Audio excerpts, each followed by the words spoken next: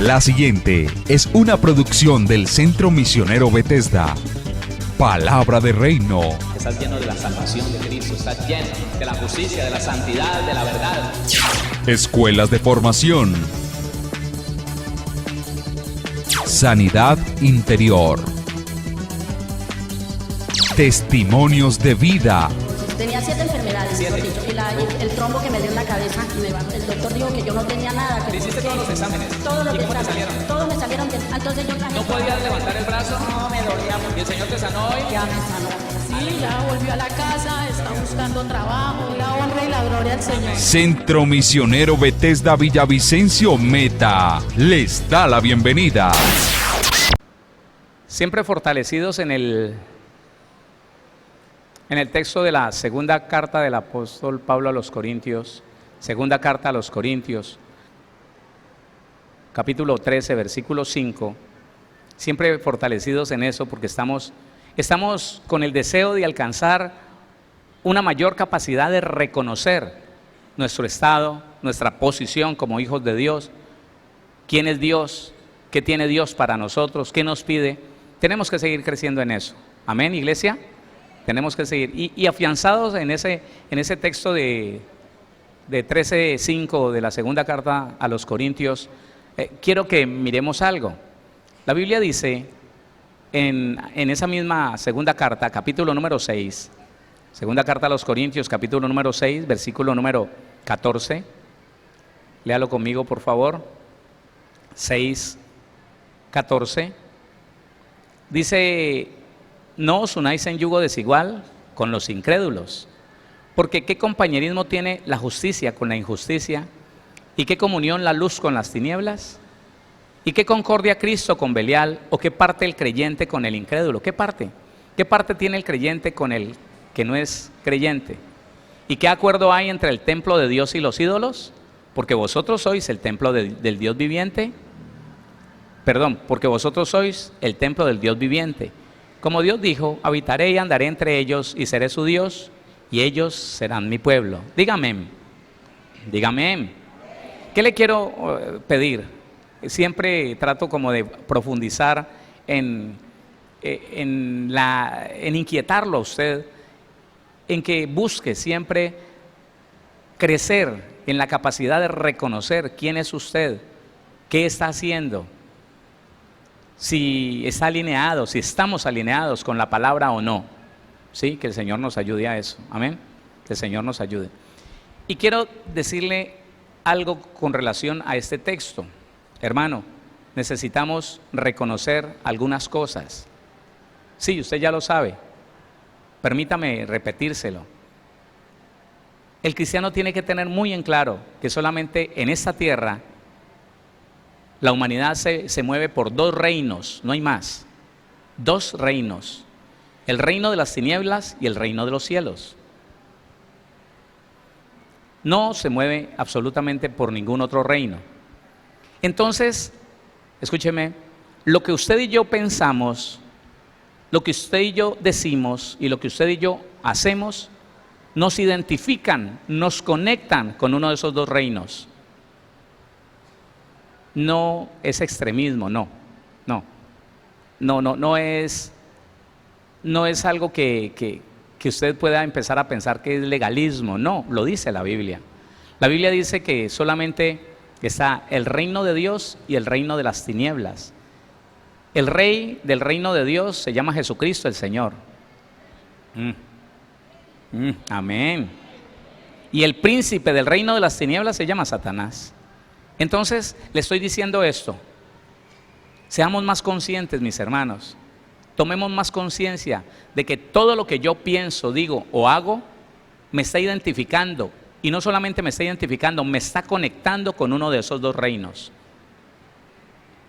Sí, aquí no hay de otro. Mire, ese cuento que tienen algunos cristianos, que dicen: no todo es tan malo. No todo es del diablo, ni tampoco todo es de Dios. No, hermano, no. El cristiano tiene que crecer en ese conocimiento. Por ahí vi un meme que a alguien le pareció muy bonito y empezó a publicarlo.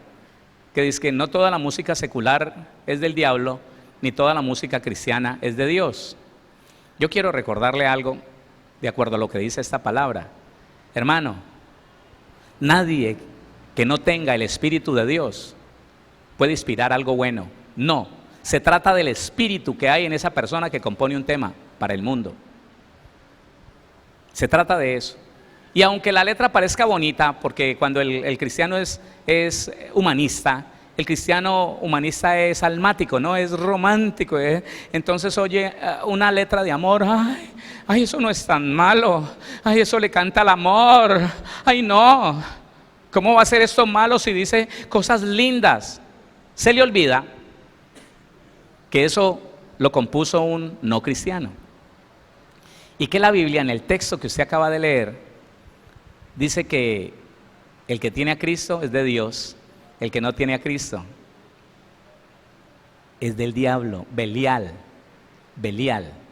Lo que le quiero decir es esto: no importa si un mundano, no importa si un no cristiano compone una letra que alabe a Dios, el espíritu de esa letra, el espíritu de esa canción no es de Dios, porque nadie puede llamar a Jesús Señor sino por el Espíritu Santo.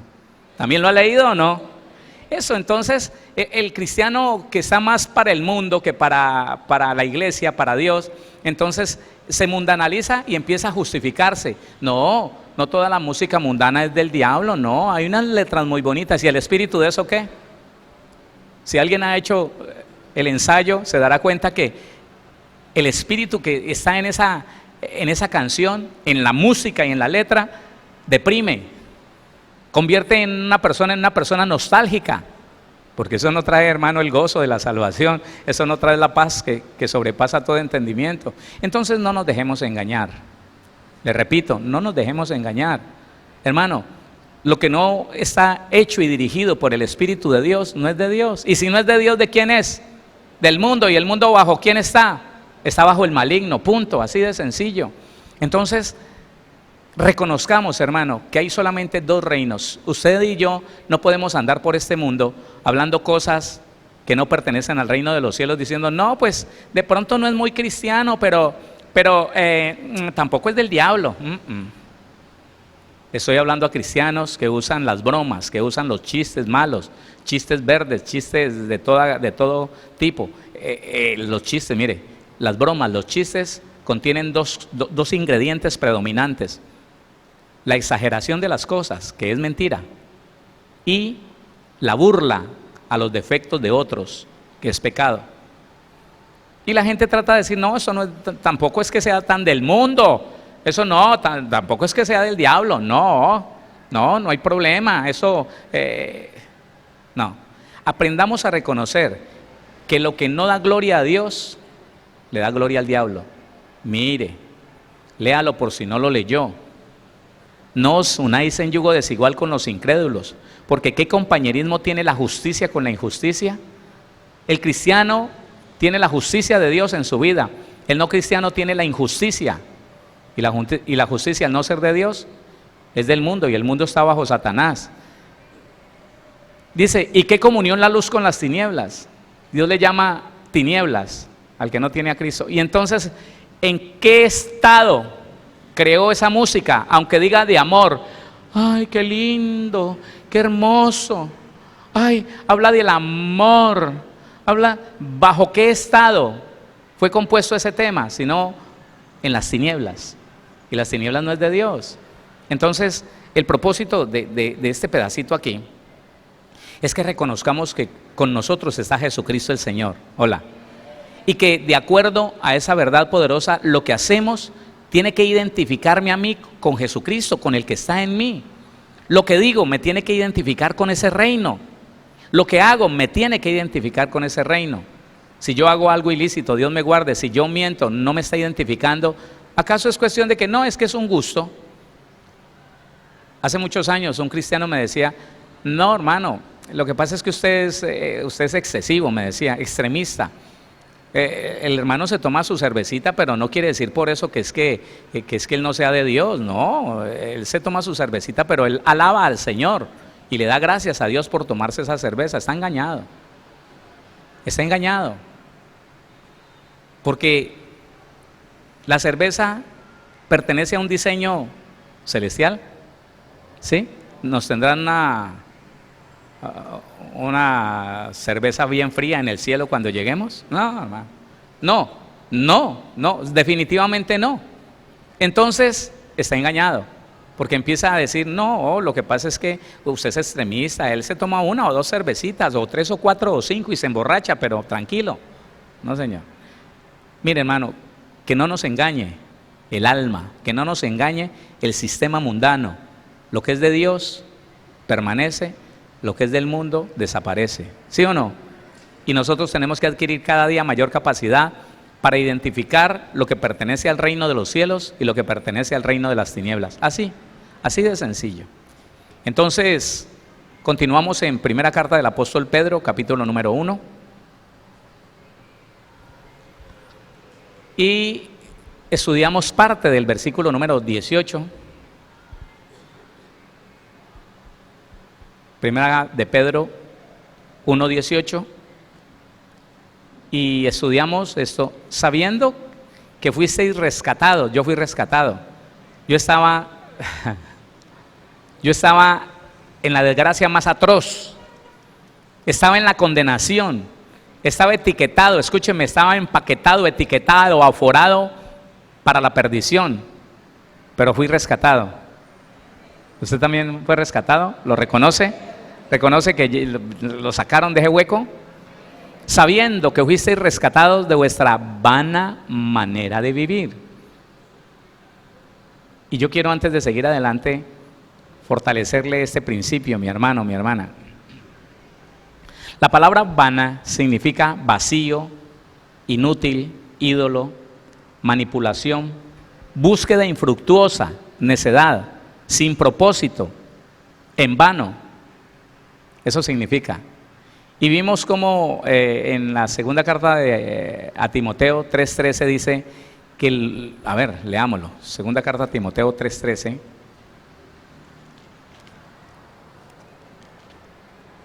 Mire lo que dice la palabra. Mas los malos hombres y los engañadores irán de mal en peor, engañando y siendo engañados. ¿Por qué leímos ese texto la semana pasada? Porque la palabra vano, vacío, es eso.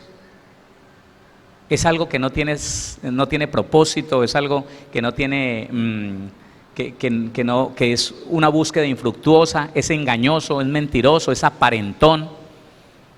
Y entonces leímos, mas los malos hombres y los engañadores irán de mal en peor, engañando y siendo engañados. No leímos Santiago 1:22, le pido por favor que lo lea conmigo, Santiago 1:22, y mire lo que dice ese versículo 22.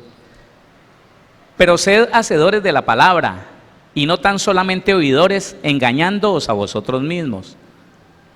¿Qué fue lo que recibimos de nuestros padres? Una forma engañosa, vana, hueca de vivir. Sí, algo que no tenía propósito, una búsqueda infructuosa de algo que no sabíamos ni qué era lo que estábamos buscando. Hoy yo puedo reconocer que yo trabajé para algo vano, para algo infructuoso. Yo trabajé toda mi vida para ser un buen músico, un gran músico, para tener una orquesta. La llegué a tener, pero hoy reconozco que en esa orquesta mis hijos se hubieran perdido en el licor, tal vez hubieran conocido la droga, la drogadicción, porque el mundo de la música es algo impresionante, hermano. Yo ahora reconozco que eso era vanidad, eso era vano, eso era hueco, eso era sin propósito, una búsqueda infructuosa. ¿Qué busca uno? Termina mal. ¿Qué buscaban los artistas más famosos? ¿Qué buscaban? La fama, el dinero. ¿Cómo terminaron? ¿Cómo terminaron? Suicidados, sometidos al vicio de la droga, muertos a temprana edad. Pero la Biblia dice que nosotros recibimos esa vana manera de vivir de nuestros padres terrenales. Listo, el Señor me rescató, el Señor te rescató. Pero hay algo, hermano. Tenemos que cerciorarnos, digo yo, cuidarnos de que parte de esa vana manera de vivir, parte de esa vida sin propósito, no esté todavía fluyendo entre nosotros. Porque lo que yo conocí del Evangelio fue precisamente eso. En gran manera, la vida del cristianismo que yo conocí fue una vida de apariencia. Claro. El día que me bauticé, sábado, al día domingo, me sacaron adelante, estaba cumpliendo años, me nombraron director de alabanza y entonces se me arrimaron unos hermanitos y me dijeron, ¿usted sabe lo que acaba de adquirir, la responsabilidad tan grande que acaba de recibir, hermano Héctor? Y yo le dije, no sé, porque la verdad es que hasta el día de hoy yo ando como anestesiado. Yo lo único que quiero hacer es la voluntad de Dios. Y yo le dije, no sé, Dios me da cosas, pero yo no sé para qué. Él me guiará, Él me dirá, no hermano, no, me dijeron los hermanitos, me dijeron, no, usted tiene que meterse de una vez en un ayuno de 40 días, porque si no, su ministerio no va a fructificar. Y tiene que empezar a orar de 3 horas en adelante en el día, porque hermano, usted ya es un director de grupo, usted ya es una persona que le cayó encima una responsabilidad tan grande. Y entonces yo le pregunté, bueno, ¿y dónde dice la Biblia eso? Porque yo no lo veía en la Biblia. No, sencillamente era el requisito del hombre para llenar su pupila. Para poder aceptarme, ellos decían, tiene que hacer esto. Y lo que, gracias a Dios que Dios lo sabía y me corrigió, lo que ellos pretendían, tal vez sin la intención de hacerlo, era convertirme a mí en un aparentón, en una persona que hacía para ganarme la aceptación de los demás, no importando lo que yo era aquí dentro, no importando. Hermano, tiene que hacer, tiene que ayunar, tiene que orar. Y nunca me dijeron, hermano, tiene que corregir esa ira, ¿oyó? Nunca. A mí nadie nunca me dijo, tiene que corregir la ira. Y yo director de alabanza y lleno de ira. Sí, lleno de ira, hermano, y en unas luchas impresionantes con ese temperamento del mismo diablo, hermano. Porque yo no tenía dominio propio, yo tenía demonio propio. Claro, hermano, que a todo me llevaba con ira y era un reclamo. Y yo ya les he contado que mis hijos se escondían cuando yo estaba de ayuno. Mis hijos se escondían, porque era cuando más mal genio me daba. Entonces, cerciorémonos, hermano, en esta capacidad que estamos adquiriendo de reconocer nuestro verdadero estado. Miremos, hermano, miremos si alguna de esas vanas maneras de vivir que nos enseñaron nuestros padres pensando que hacían lo bueno, lo mejor, si eso permanece todavía en nuestra vida hoy. Si todavía algo de esa apariencia, todo lo que sea apariencia viene de la cultura de nuestros padres. ¿Será que algo de esa apariencia todavía la tenemos nosotros? El trabajo, si usted decide aceptarlo, es analizarlo, analizar su vida. Tratemos, iglesia, tratemos de vivir una vida normal, una vida genuina, mostrando lo que somos. Que como tenemos personas que nos aman a nuestro alrededor, ¿no? Le repito, como tenemos personas que nos aman, ellas se van a encargar de decirnos, oiga, mi amor, papá, mamá, estás haciendo esto mal. Pero al menos usted no va a aparentar que lo cambió. No, usted va a ser genuino y se va a meter en ayuno y en oración para que el Señor lo cambie. Y vivir una vida como la que Dios quiere, una vida genuina, sincera. Sí, hermano, que podamos mostrar lo que somos. Hasta este momento, eso es lo que Dios ha hecho en mi vida. Y quiero que haga más, pero no aparento nada, no oculto nada. Trato de no hacerlo. Porque yo entiendo que la vana manera de vivir, la vida aparentona, la vivía yo allá afuera, no aquí dentro. ¿Quién dice amén a eso? Reconozcamos eso, hermano. Que muchas veces sin darnos cuenta estamos presionando a otros o estamos siendo presionados para vivir una apariencia. ¿Qué hubo? Levante las manos, cierre los ojos, párese, mire, vea, déjelo, que aprenda, que Dios le enseñe. Hola. Sí, y que cuando sea, entonces lo sea de verdad, genuinamente, para la gloria de su nombre, ¿sí o no?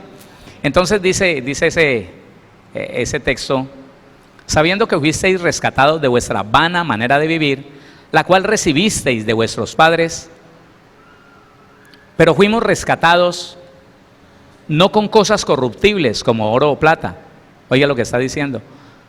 No fuimos rescatados con cosas corruptibles como dinero, como piedras preciosas, como algún metal precioso. No.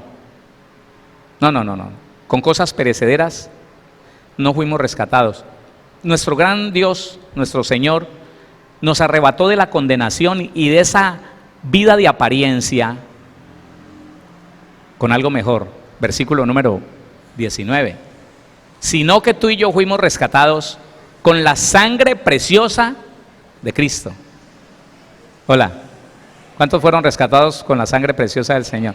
¿Por qué dice la Biblia preciosa? ¿Sabe qué significa preciosa? Excelsa, limpia, pura.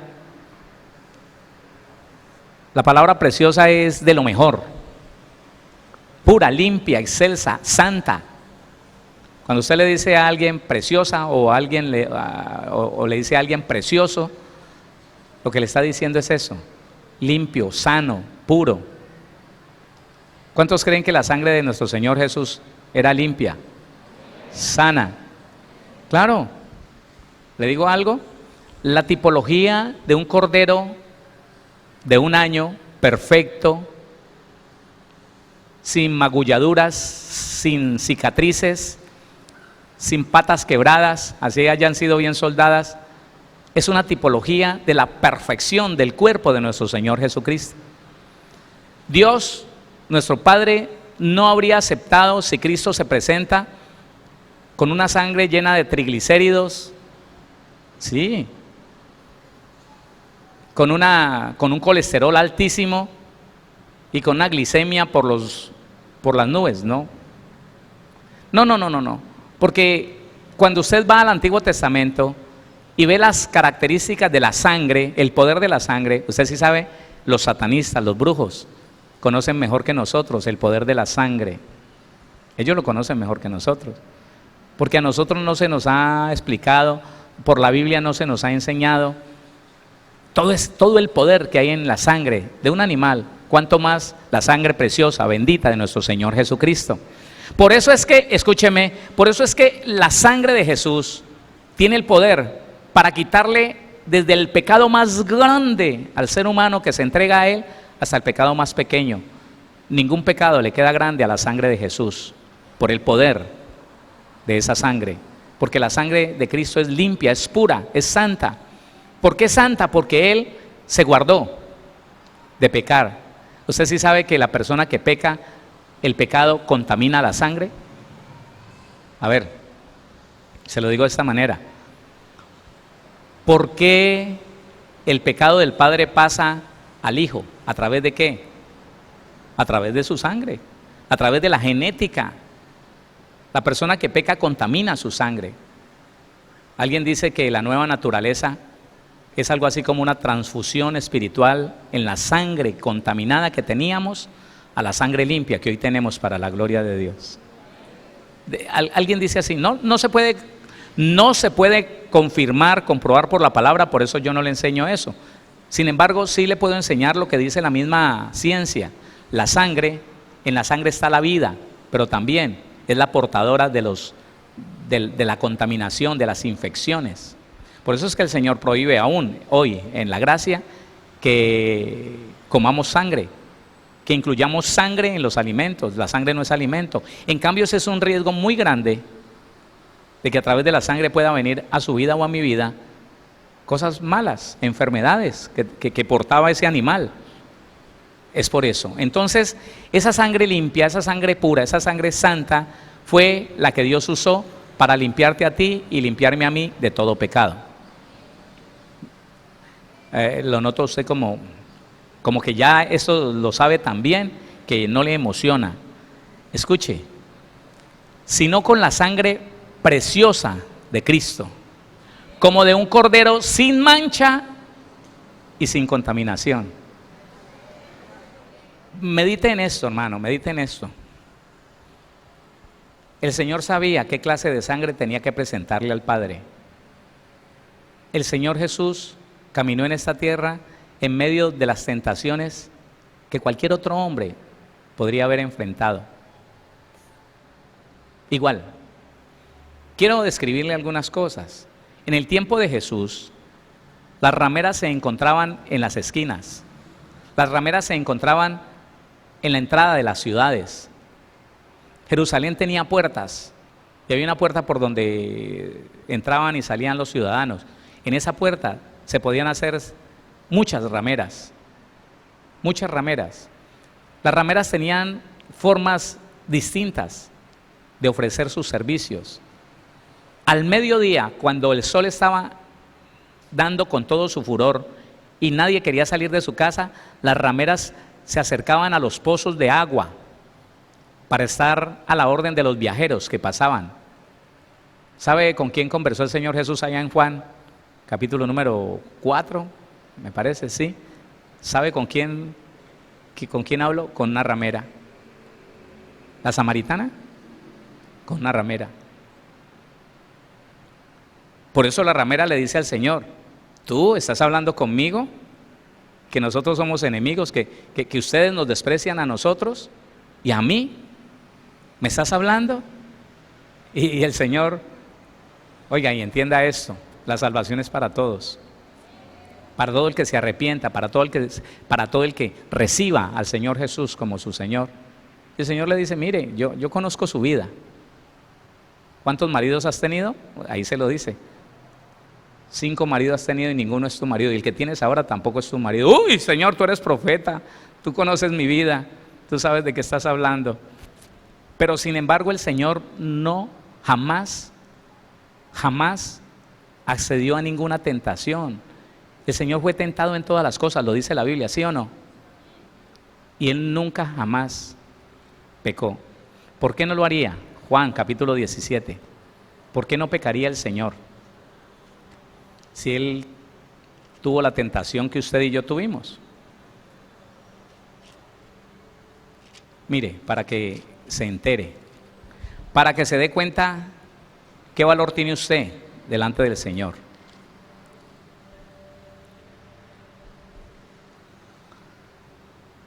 Capítulo 17.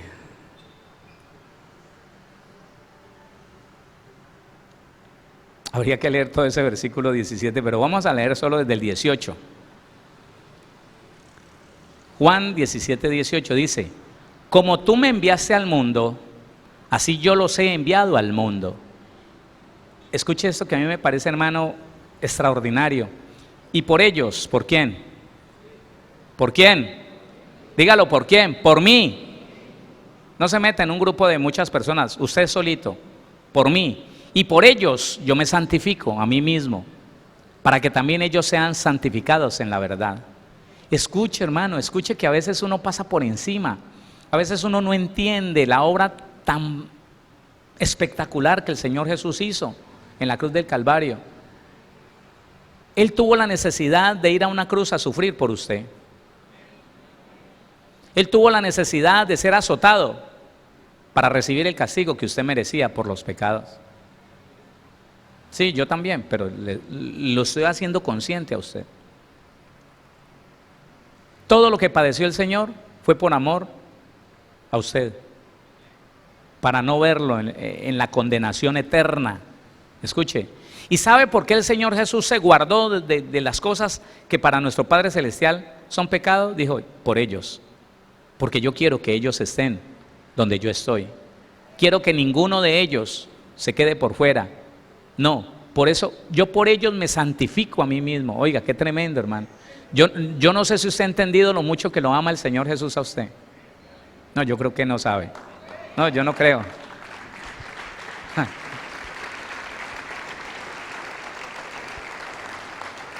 Voy a decirle algo y me incluyo allí. Si la iglesia supiera y tuviera el valor del amor de Cristo por nosotros, habrían menos cristianos desordenados por ahí haciendo lo que se les da la gana, pecando de cualquier manera. Sí, existirían menos. Pero ¿sabe una cosa? como no se nos enseña sino unas cosas básicas, y le dan vueltas a las mismas cosas durante toda la vida cristiana, entonces al final, hermano, uno pierde el sentido del valor de la obra de Cristo en la cruz. Sabemos que murió en una cruz y es así de sencillo. Allá lo colgaron y se bajó y resucitó, aleluya. No, señor, espérese que Él vivió toda una vida guardándose de pecar, solo por garantizarle a usted y a mí la vida eterna. Yo no sé si usted es capaz de darle valor a eso. Dele la gloria a Dios. Dele la gloria al Señor. Oiga, y su sangre fue santa, limpia, pura, preciosa, precisamente por eso, porque Él fue obediente hasta la muerte y muerte de cruz. Y siempre tuvo el temor de ir a pecar por no irlo a dejar a usted, por no irme a dejar a mí, por fuera de la salvación. Ninguno como mi Señor Jesucristo. No, ninguno como mi Señor Jesucristo. A Él sin temor podemos rendir nuestra vida, porque si Él entregó su vida por nosotros, Él es confiable para que yo le entregue la mía a Él. Dele la gloria al Señor. Dele la gloria a Dios. Entonces dice Pedro, primera carta de Pedro, capítulo número 1, versículo 19. Sino con la sangre preciosa de Cristo, como de un cordero sin mancha y sin contaminación. Recuérdelo, Jesucristo es santo y lo ha sido siempre. Estuvo aquí en la tierra, tuvo las mismas tentaciones que usted y yo hemos tenido. Las mismas tentaciones que usted y yo hemos tenido, con una diferencia. Él no cometió pecado jamás. ¿Y sabes qué le impulsó a no cometer pecado? Tú y yo. Eso es. Entonces sigue diciendo, póngale cuidado, sino con la sangre preciosa de Cristo, como de un cordero sin mancha y sin contaminación, ya destinado desde antes de la fundación del mundo. Escuche eso. Ya destinado desde antes de la fundación del mundo. Metámonos en eso. Resulta que lo que la Biblia está diciendo es que el Señor Jesús fue destinado previamente, antes de crear el universo, fue diseñado por nuestro Padre Celestial para sufrir la cruz, para que derramando su sangre justificara a los que somos de la fe en Cristo Jesús. Que no fue cuando Él nació, que no fue desde el vientre de la madre, no, antes de la fundación del mundo, ya el Señor había diseñado. Escuche, cuando creó al hombre, el Señor ya lo conocía todo, póngame atención. Cuando Dios creó al ser humano, ya Él sabía todo lo que iba a pasar. Y ya tenía desde antes, tenía diseñado todo para salvar al hombre. Póngame atención, porque usted va a encontrar algo poderoso para usted. Estamos hablando del Señor Jesús.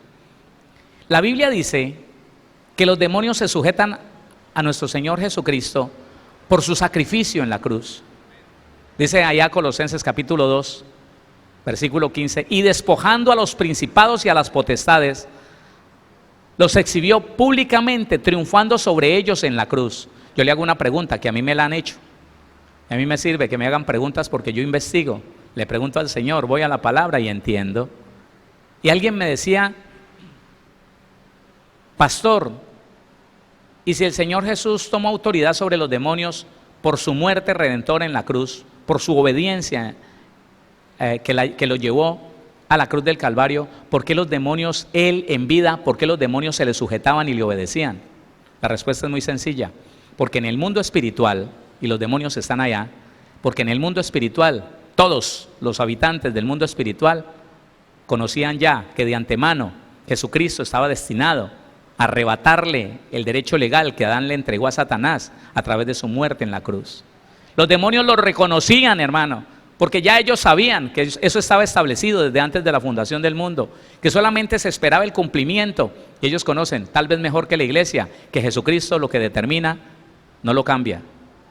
Él cumple lo que dice. Y entonces los demonios lo veían llegar a una sinagoga y había un demonio camuflado ahí en medio de los asistentes de la sinagoga. Inmediatamente que lo veía entrar se levantaba y decía, ¡ah, yo te conozco, yo sé quién eres! el Santo de Dios, viniste a atormentarnos antes de tiempo. Lo conocían y lo respetaban, porque sabían que aunque él todavía no ha ido a la cruz, no había ido a la cruz, ya estaba hecho. No, escuche, ya estaba hecho. ¿Sabe qué le quiero decir?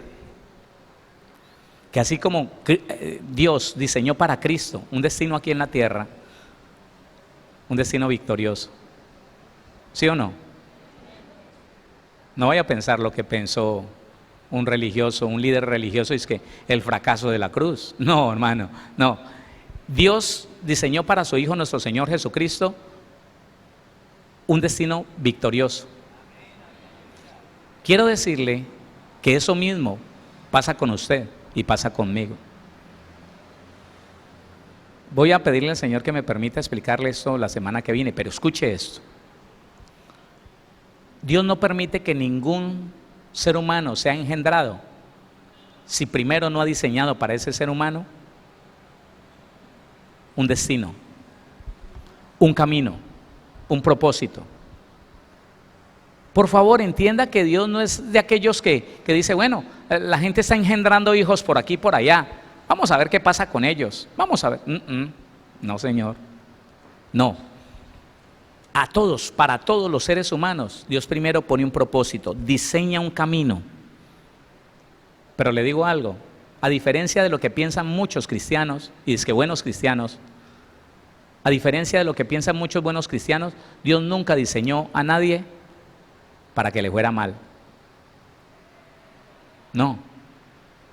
Le voy a explicar algo. La Biblia a mí me dice que Dios tiene intenciones buenas con nosotros. Lo dice así de esta manera: porque yo sé los pensamientos que tengo acerca de vosotros, dice Jehová. Porque yo sé los pensamientos significa las intenciones, porque yo sé las intenciones que tengo con ustedes, dice el Señor. Pensamientos de bien y no de mal, de paz, para darle a cada uno lo que está esperando en esta tierra. ¿Usted espera cosas buenas o malas? Porque es que eso se cumple, como la Biblia dice que conforme a la fe será hecho. Los cristianos que esperan que les vaya mal, les va mal. Porque el Señor está diciendo, para darle a cada uno lo que espera. Entonces el que no conoce a Dios se determina a decir, no, debe ser que yo fui diseñado para sufrir, debe ser que el camino que Dios puso en mi vida fue para llevar duro con esto, debe ser. Alguien por ahí me escribía por el WhatsApp y me decía que si verdad que las personas que cogían una vida de sicariato, hombres o mujeres, que si era que ya habían sido preparados para ello. Sí, el diablo los preparó. ¿Cómo así? Sí. El diablo le puede cambiar al ser humano el diseño de Dios. ¿Cómo así, pastor? Sí. ¿A través de qué? A través de las maldiciones generacionales, a través del derecho legal que los seres humanos le damos a los demonios. Así como Adán le dio derecho y autoridad a Satanás, así el ser humano le da derecho legal a los demonios con sus pecados. Y entonces el hijo peca, y el nieto peca, y el bisnieto peca, para que los hijos de ese bisnieto entonces estén bajo la autoridad de Satanás. Y entonces el Señor diseñó un propósito hermoso para una persona. Lo puso en una familia, y en el mismo momento en que fue engendrado, en el mismo momento en que ese embrión se pegó de la matriz de la mamá, le cayó encima la herencia de sus padres, con las maldiciones de 4 generaciones atrás. En ese momento es cambiado el propósito de Dios. ¿Sabe por qué? Porque si a Satanás le alcanza el derecho legal, entonces empieza a destruir aún desde el embrión. Le daña el cerebro, le daña el cuerpo, le daña los pulmones, le daña el corazón y hasta lo puede matar. Escúchelo. ¿Cómo Dios respeta la autoridad que le dio al ser humano para que él y su descendencia fueran benditas o malditas? Pero entienda esto hoy. Dios diseñó algo muy bueno para cada ser humano, que en el momento de recibir la carga de las maldiciones generacionales, de la herencia de sus padres, se cambie ese diseño, se cambie ese propósito, es diferente. Pero que Dios nunca preparó nada malo para el ser humano, eso está escrito en la palabra. Dice la Biblia que Adán y Eva, y los bendijo Dios, no dijo, les va a ir mal, aguarde y verá que van a tener que pagar el precio por lo que les estoy entregando. No. Y los bendijo Dios y les dijo: fructificad, multiplicaos, llenad la tierra, sojuzgadla, sean ustedes señores de toda la creación. Hombre, ¿qué más les podía entregar? Un reino gratuito y unos derechos gratuitos. ¿Quiénes torcieron su camino? Ellos. ¿Quién es el que puede torcer el camino después de que el Señor dijo algo bueno de ti y de mí? Pues uno mismo. Entonces escúcheme, la persona entonces es engendrada en una familia que sus antepasados le dio mucho o poco derecho a los demonios, Fue una persona promiscua, o fueron tomatragos, o fueron mujeriegos, bueno, lo que sea. Pero en la medida que esa criatura alcance a nacer sin ser dañado definitivamente, porque se daña definitivamente un ser humano cuando Satanás tiene la autoridad de dañarle su cerebro. Claro, allí ya el tipo ganó, el diablo ganó. Pero cuando usted y yo tenemos la posibilidad de nacer y tenemos la capacidad de razonar y de decidir, entonces usted tiene una oportunidad. ¿Sabe cuál es esa oportunidad? De conectarse con Cristo y con el diseño original establecido en la eternidad por Dios para usted. ¿Cómo va a llegar a vivir eso? Perdóneme, ¿cómo va a llegar a vivir eso usted y yo? ¿Cómo lo vamos a llegar a vivir? A través de someternos a la palabra. Escúchenlo, no es difícil. A través de someternos a la palabra, de buscar la voluntad de Dios para mi vida y no empezar a tomar decisiones porque me gusta, porque yo creo que y yo merezco, y entonces me voy por aquí, y entonces no importa que la puerta esté cerrada, la cojo a pata y la abro y la fuerzo porque es que yo me merezco esto, porque yo tengo que pelear por la bendición. Eso es un cuento. El ser humano fue engendrado y su propósito inicial fue torcido. Ahora sobre él hay herencias de promiscuidad, de vicios, enfermedades. Pero llegamos al Señor, y si empezamos a dejar que el Señor obre en nuestra vida y haga lo que tiene que hacer, si nos dejamos en las manos de Él, si nos soltamos confiadamente en sus manos, oiga, Él nos limpia de toda iniquidad, endereza nuestros pasos y empezamos a conectarnos con el propósito genuino, con el propósito original y eterno que Dios desde la antigüedad puso sobre nosotros, y eso es de bendición. Eso es de bendición. Entonces, bueno, dele la gloria a Dios y se la va a dar. Dele la gloria al Señor. Entonces déjeme decirle algo. Con la ayuda de mi Señor, le voy a mostrar por la palabra que cuando Dios, lo decía Héctor en eso ayer, el viernes, jueves o viernes, Dios, cuando permite que una vida empiece aquí, es porque Él ya sabe su fin, su final. Ya Dios conoce qué va a pasar con él allá. Pero el propósito y la intención de Dios es que a esa vida le vaya bien, que la persona cambie ese rumbo, porque su voluntad fue puesta en la codicia o el orgullo. Está bien, es diferente, pero Dios siempre ha tenido buenas intenciones con el ser humano. De hecho, nunca Dios creó un ser humano para que el ser humano peleara con las enfermedades y con la ruina y con la desgracia y con la separación familiar. No, eso se lo inventó el diablo, y Dios tuvo que aceptar que el que no hace lo bueno le va mal. El que hace lo bueno le va bien, recompensa. Y la situación es que nosotros lo podamos entender. El diseño de Dios para mí siempre ha sido excelente. Tenemos que buscar reconectarnos con ese propósito, oiga, y empezar a vivirlo.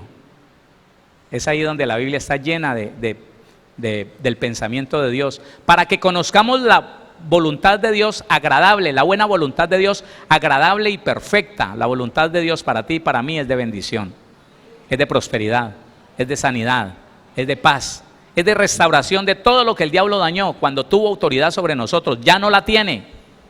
No, usted no me escuchó. Eso es otra cosa que el cristiano a veces no entiende. El cristiano vive peleando con un diablo que se inventó. Sí, entonces, que el diablo me atacó, que yo estaba sirviendo al Señor y que me metí en ayuno para Dios, pero el diablo se me levantó. ¿Y de qué habla? Si cuando yo andaba con 4 personas en una motocicleta 185, alicorado y a toda, por la vía Río Frío, Tuluá. El diablo nunca me pudo matar. Y llegué a la iglesia y me va a matar. No, olvídese. No lo creo. Si Dios me guardó cuando era un impío, un degenerado, ¿cómo no me va a guardar ahora que soy su hijo? ¿Lo entiende o no? ¿Lo entiende o no? Dele la gloria a Dios. Dele la gloria al Señor. Reencontrémonos con el propósito original de Dios. Eso es a través de la obediencia y de la santidad. No es a través de ninguna otra cosa. A través de la obediencia y la santidad nos vamos a reencontrar y vamos a ser reubicados en el diseño original de Dios para mí y para mi familia. Ahora sí, déle ese aplauso al Señor. Aleluya. Démosle gracias a Dios en esta hora. Padre bendito, Dios todopoderoso. Señor, cada día tenemos más razones para estar agradecidos contigo, postrados delante de ti, Señor, confiados en tus manos, en tu presencia, bendito Dios. Hoy que sabemos, Señor, que tu mayor esfuerzo y tus mejores cosas las diste por nosotros, que te santificaste a ti mismo, Señor, por amor de nosotros, para que tuviéramos la oportunidad de ser santificados y de ser reubicados en ese diseño original que tú y nuestro Padre Celestial diseñaron allá, Señor, en la eternidad, antes de la fundación del mundo. Padre, gracias por Jesucristo, gracias Jesús por tu propósito en nuestra vida. Hoy quisiéramos pedirte, Señor, queremos pedirte que nos ayudes a entender algo tan maravilloso como es el valor de tu sangre, Señor Jesucristo, como es el valor de tu obra en la cruz del Calvario, el valor de tu vida aquí en la tierra, Señor. Queremos entenderlo, queremos entender el valor de tu amor, lo grande de tu amor, Señor, porque a veces pasamos por encima el hecho de que te ofreciste en una cruz, de que padeciste por nosotros y no le ponemos mucha atención, Señor. Pero cuando empezamos a detallar, Señor mío, cuando empezamos, Señor, a pensar, a analizar, Rey de Gloria, que tú estuviste en esta tierra bajo los mismos peligros, bajo las mismas amenazas, bajo las mismas acechanzas del diablo y tal vez mayores, Señor, de lo que hemos vivido nosotros, y tú no caíste en pecado, Señor, te mantuviste santo para la gloria de nuestro Padre Celestial y para beneficio nuestro, Señor. Padre, no hay otra forma de expresar nuestro agradecimiento sino entregando, consagrando nuestra vida a ti. Ayúdanos a hacerlo cada día más, Señor. Queremos reencontrarnos con ese propósito eterno, Señor. No queremos seguir haciendo cosas por nuestra propia voluntad, no queremos seguir viviendo esta vida, Señor, bajo nuestra propia voluntad, por nuestro capricho, por los deseos de nuestro corazón. Queremos, Señor, rendidos delante de ti, Padre bendito, hacer tu voluntad, caminar en obediencia a tu palabra, de acuerdo a tus principios bíblicos, Señor. Padre, amando santidad, amando obediencia, Señor, para que tú puedas conectarnos de nuevo, Señor, con ese propósito eterno, maravilloso, perfecto que tú tienes para nosotros, que diseñaste allá antes de la fundación del mundo, para poder entender, Señor, que tu buena voluntad es agradable y perfecta, que no hay nada mejor, Señor, que vivir bajo tu propósito y tu voluntad. Padre, así lo haremos, Señor, si tú nos ayudas. Ayúdanos cada día, Señor. Ayúdanos a apartarnos, Señor, de la mala conducta, del mal pensamiento, de la mala intención. Ayúdanos, Señor, a apartarnos, Señor, de esa cultura en la que nacimos, crecimos, Señor, y nos movimos durante mucho tiempo. Ahora queremos, bendito Dios, conocerte a ti, entenderte mucho mejor, Señor, y vivir una vida para la gloria de tu nombre. Una vida, Señor, que ya no tenga que ver con la religiosidad, sino que impacte cada persona que nos mira de cerca o de lejos, que tengan que decir que nosotros los cristianos sí vivimos una vida diferente, Señor. No estamos dentro de un marco religioso, sino dentro de una cultura distinta, la cultura del reino de los cielos. Así es, Padre, y te pido que bendigas estas familias que están aquí representadas, las que están a través de la radio, de la web. Bendícelos, Señor, con una bendición poderosa, mayor cada día, con una bendición de salud, de bienestar, de paz, de prosperidad, de libertad, Señor amado, de sanidad poderosa para la gloria de tu nombre. En el nombre de Jesús, gracias. Gracias, Señor, por tanto amor. Gracias, Señor, por esa obra maravillosa, por ese sacrificio, Señor, que tú llevaste a cabo en la cruz del Calvario. Gracias, papá. Gracias, Espíritu Santo, por estar perfeccionando esa obra que Jesucristo inició en la cruz del Calvario para toda la humanidad. Gracias, bendito Dios. En el nombre de Cristo Jesús. Amén y amén.